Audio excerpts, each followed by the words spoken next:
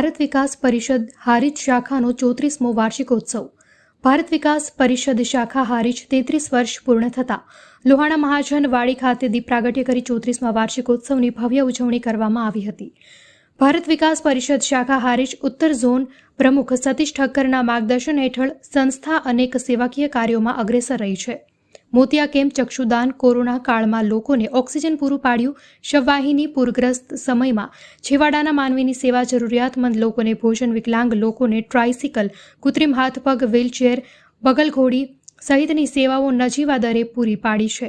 ભારત વિકાસ પરિષદ વાર્ષિકોત્સવ ઉજવણીમાં નાની બાળાઓ દ્વારા સ્વાગત ગીત રજૂ કરી મહેમાનોનું સ્વાગત કર્યું હતું તથા બાળકોએ દેશભક્તિ ગીત દ્વારા ડાન્સ રજૂ કર્યા હતા.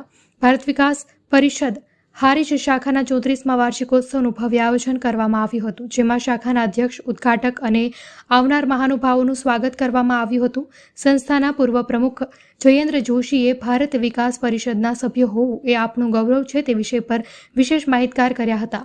સંસ્થાના મોભી એવા સતીશ દાદાએ મહેમાનોનું શાબ્દિક સ્વાગત કર્યું હતું તેમજ દરેક કારોબારી મિત્રોની વર્ષ દરમિયાનની કામગીરીને બિરદાવી હતી.